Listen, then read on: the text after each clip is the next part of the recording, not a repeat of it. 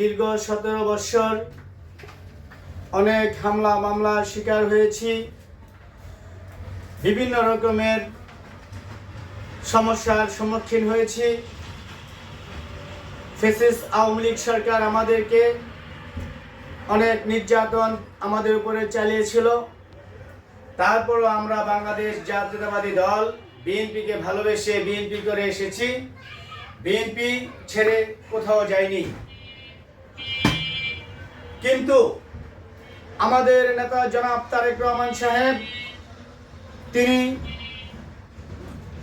দীর্ঘ 17 বছর বাংলাদেশের বাইরে ছিলেন। বাইরে থেকেও বাংলাদেশ জাতীয়তাবাদী দলকে নেতৃত্ব দিয়েছেন।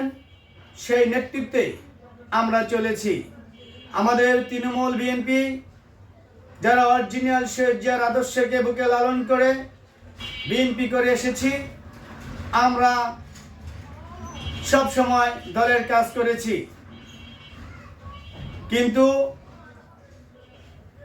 আমাদের কিছু নেতারা যে পরিকল্পনা করেছিল যে দলকে বাদ দিয়ে এখন বর্তমানে অনেক জায়গার ভিতরে নমিনেশন স্বতন্ত্র প্রার্থী হতে চাচ্ছেন অনেক নেতারা। আমি মনে করব এই ধরনের চিন্তা মাথা থেকে সরিয়ে বাংলাদেশ জাতীয়তাবাদী দলকে ঐক্যবদ্ধ হয়ে ধানের শীষের পক্ষে কাজ করে সারা বাংলাদেশে সংসদীয় আসনগুলো যেন জনগণের ভোট নিয়ে নির্বাচিত করে আমাদের নেতা জনাব তারেক রহমান সাহেবকে বাংলাদেশের প্রধানমন্ত্রী হিসাবে বাংলাদেশের জনগণ দেখতে চায়। এর জন্য আমি সকল নেতাবৃন্দদেরকে বলবো, আমি একজন সাধারণ কর্মী হিসাবে আপনারা বিগত কালে বিএনপির জন্য কাজ করেছেন। এখন দলের সুসময় আসছে। এখন দয়া করে দলের সুসময়কে আপনারা নষ্ট করবেন না। আপনারা দলের পক্ষে হয়ে কাজ করুন। যাকে নমিনেশন দেওয়া হবে আপনারা দয়া করে তার পক্ষে কাজ করুন। কেননা আমরা দেখেছি এই পর্যন্ত আমাদের নেতা নারায়ণগঞ্জের জেলা বিএনপির আহ্বায়ক অধ্যাপক মামুন মাহমুদ ভাই, তিনি সবসময় দলের পক্ষে কথা বলেছেন, দলের জন্য কাজ করেছেন। আজ পর্যন্ত উনি কোনো ক্যান্ডিডেটের বিরুদ্ধে কথা বলেননি। তিনি ক্যান্ডিডেটের পক্ষে সব সময় কথা বলেছেন। তাই আমি বলতে চাই, আমাদের নেতা জনাব অধ্যাপক মামুন মাহমুদ ভাই, তিনি একজন সুশৃঙ্খল ব্যক্তি। তিনি সুশৃঙ্খলতার রাজনীতি করেন। আমরা তার সুশৃঙ্খলতার নেতৃত্বে এখনো আমরা সুশৃঙ্খলতার রাজনীতি করে যাচ্ছি।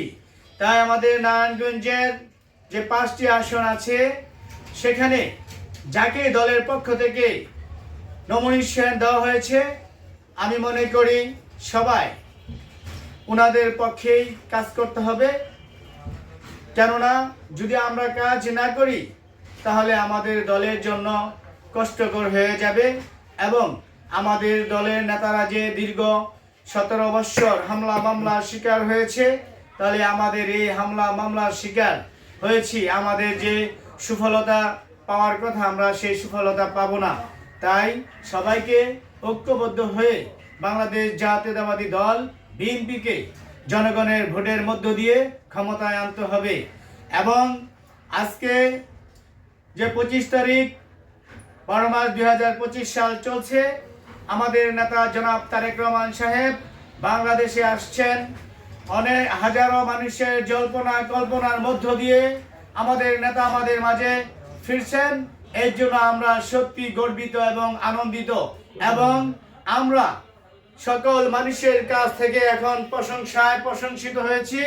কেননা আমাদের নেতা যে বক্তব্য দিয়েছেন, প্রত্যেকটা বক্তব্য হচ্ছে জনগণের জন্য, জনগণের কল্যাণের জন্য। আমরা বাংলাদেশ জাতীয়তাবাদী দল বিএনপি করে আসছি আমাদের নেতা জনাব তারেক রহমান সাহেবের নেতৃত্বে। উনি সবসময় সুশৃঙ্খলতার বার্তা দিয়েছেন এবং আমরা যারা সুশৃঙ্খলতার রাজনীতি করি, আমরা সেই সুশৃঙ্খলতার বার্তাকে ফলো করে রাজনীতি করেছি। ইনশাআল্লাহ ভবিষ্যতে আমাদের নেতা জনাব তারেক রহমান সাহেব যদি বাংলাদেশের প্রধানমন্ত্রী হতে পারে, বাংলাদেশের জনগণের যে দুঃখ দুর্দশা, ইনশাআল্লাহ আমরা দুঃখ দুর্দশা থেকে বাংলাদেশের মানুষকে মুক্তি করব ইনশাআল্লাহ। এ বলে আমার বক্তব্য এখানে শেষ করছি। আল্লাহ হাফেজ। বাংলাদেশ জিন্দাবাদ। শহীদ প্রেসিডেন্ট জিয়াউর রহমান ওমর হক। দেশনেত্রী বেগম খালেদা জিয়া জিন্দাবাদ। তারুণ্যের অহংকার তারেক রহমান জিন্দাবাদ। অধ্যাপক মামুন মাহমুদ ভাই নারায়ণগঞ্জ জেলা বিএনপির আহ্বায়ক জিন্দাবাদ জিন্দাবাদ।